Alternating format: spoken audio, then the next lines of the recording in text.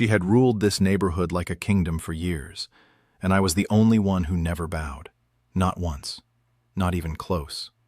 While other homeowners smiled through gritted teeth, paid invented fines without question, and nodded along at HOA meetings like obedient subjects, I simply refused.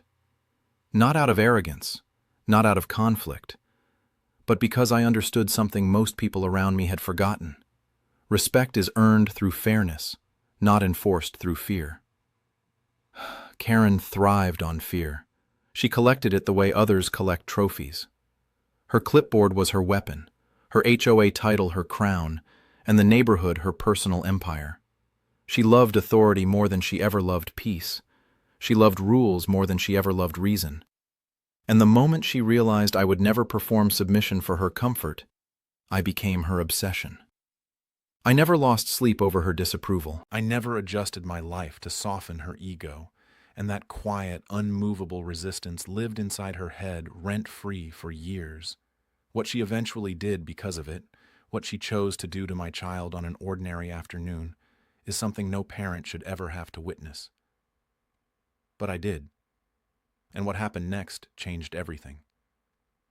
Life has a strange sense of humor. Despite every tension that existed between Karen and me, our children ended up in the same classroom, sitting in the same rows, sharing the same teachers, and chasing the same dream. My son Marcus and Karen's daughter Lily were both competing for a prestigious academic scholarship, the kind that doesn't just open doors, it builds entirely new hallways. The kind every serious student quietly prays for and every serious parent loudly hopes their child deserves. Marcus prepared the way he did everything, quietly, consistently, without performance. Late nights at the kitchen table, textbooks spread wide, pencil moving steadily across practice papers. He never talked about winning. He only talked about improving. I watched him from the doorway some evenings, proud in a way that needed no audience, and I thought, whatever happens, this child already understands something most adults never learn. That effort is its own kind of dignity. Karen understood none of that. She turned her daughter's preparation into a neighborhood broadcast. Every HOA meeting became an update segment. Every conversation with neighbors circled back to Lily's progress, Lily's potential, Lily's inevitable victory. She spoke about the scholarship the way people speak about inheritances, as though it was already hers, and the process was simply a formality the universe owed her family. But Lily herself was different. Polite, focused, genuinely kind to Marcus in the hallways and after school. She carried none of her mother's entitlement. She was simply a hard-working girl caught inside a woman's obsession. Karen watched Marcus more closely as the exam date approached. Her smiles grew thinner, her eyes sharper.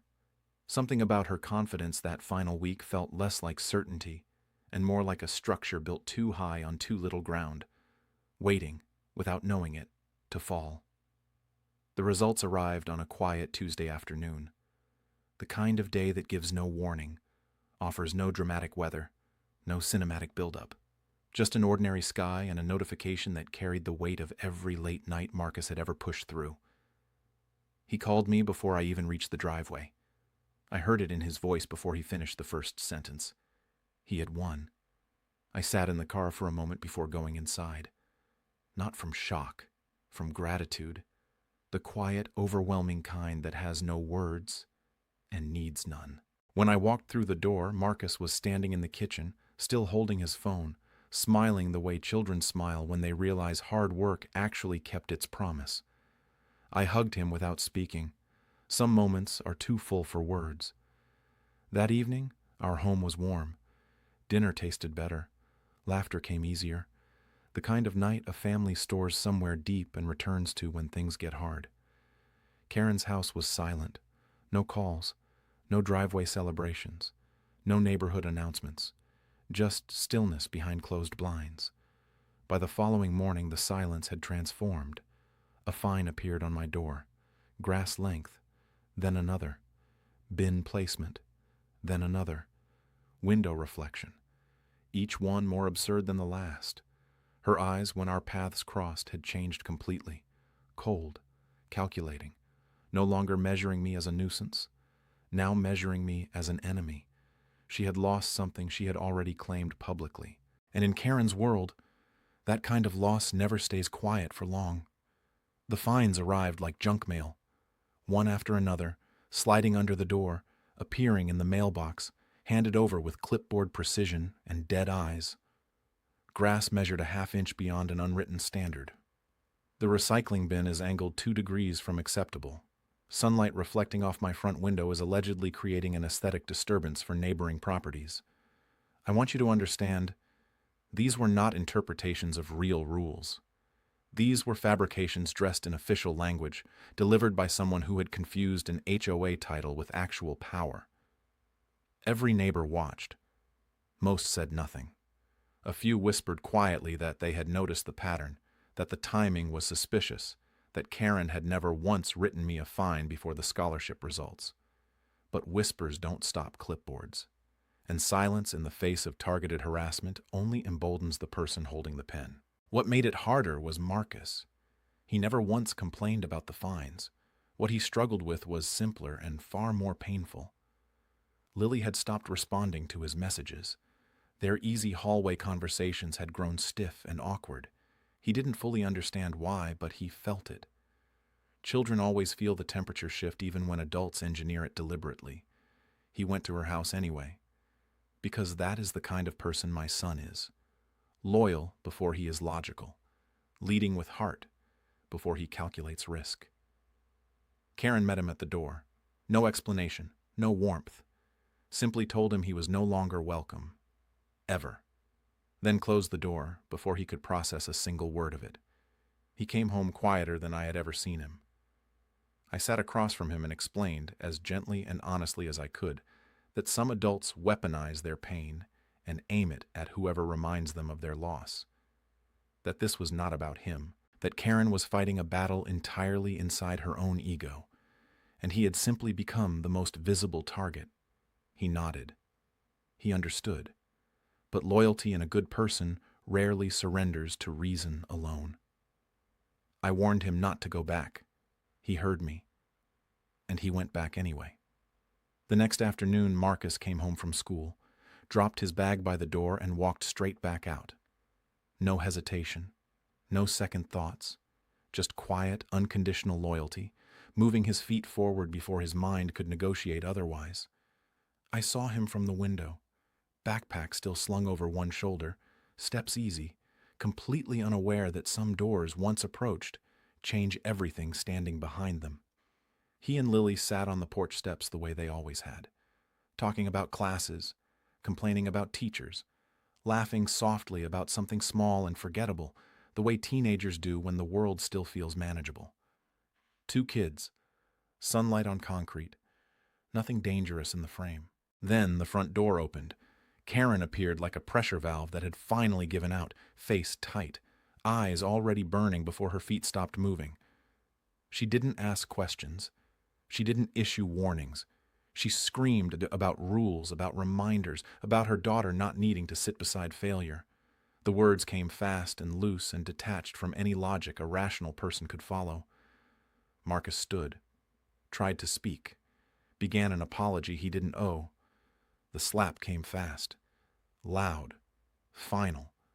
A sound that didn't belong on a quiet suburban street, that didn't belong anywhere near a child. He staggered. Confusion was written across his face before the second blow landed on the same cheek. Harder, more deliberate. Anger is completely unfiltered by consequence or conscience. Lily screamed, grabbed her mother's arm, begged her to stop with the kind of desperation that only comes from watching someone you love become someone unrecognizable. Karen shook her off without looking. Marcus collapsed, body hitting the porch hard, consciousness slipping quietly away from a situation it had never been built to survive. Neighbors poured out of doorways. Someone knelt beside him. Someone else was already dialing. Karen looked down once, then turned, walked inside, closed the door behind her as she had simply finished an errand. My phone was buzzing on the passenger seat. I was 20 minutes away, caught in traffic, completely unaware that the most ordinary Tuesday of my week had just become the one I would never stop thinking about. The street held its breath. Sirens hadn't arrived yet. Justice hadn't announced itself yet. but both were already moving. When I pulled onto the street and saw the neighbors gathered on the lawn, something inside me went completely still. Not numb. Still. The kind of stillness that arrives when a parent's instincts override every other human function, and the only thing that exists is getting to your child. Marcus was conscious by the time I reached him. Barely. Cheeks swollen, eyes glassy, sitting wrapped in a neighbor's jacket on the same porch steps where it had happened. He looked at me and started to apologize. I stopped him with one hand and one word. No. I took photos first. Steady hands, clear angles, timestamp visible on every frame. Then I called my lawyer. Then I called paramedics, who were already en route. Then I stood quietly and listened to every neighbor who had witnessed what Karen had done. And there were several, each one willing, each one certain, each one angry, in the measured way that produces reliable testimony. Karen answered the door when officers knocked. Composed, rehearsed. Chin slightly lifted, voice carefully modulated, already performing the role of misunderstood authority figure. She spoke about discipline, about provocation, about boundaries being crossed first. She had clearly spent the minutes since the assault constructing a version of events designed to protect herself. The evidence didn't engage with her narrative. It simply existed. The cameras she had personally lobbied the HOA to install throughout the neighborhood had captured everything. Every blow, every angle, every neighbor who rushed out. Timestamps that contradicted her timeline completely. Her own infrastructure had become her indictment. Within days, the HOA board was in emergency session. Her presidency was suspended pending a full investigation. Accounts were frozen. Vendors stopped returning her calls. Homeowners who had spent years tolerating her finally submitted formal complaints, one after another, a queue of grievances that had been waiting for exactly this moment. Karen tried to cry, then shouting, then redirecting blame toward me, toward Marcus, toward the neighborhood's collective ingratitude. None of it landed. Her allies, people who had nodded along at her meetings and enforced her invented rules, quietly disappeared. When power loses its protection, its supporters vanish first. The scholarship committee released a public statement expressing full support for Marcus and acknowledging the circumstances surrounding the incident. That statement, measured and institutional and completely devastating, closed every remaining door Karen had been leaning against.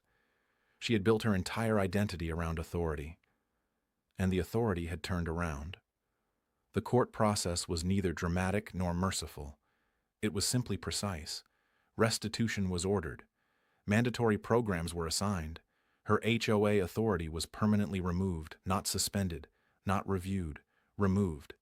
The gavel didn't roar.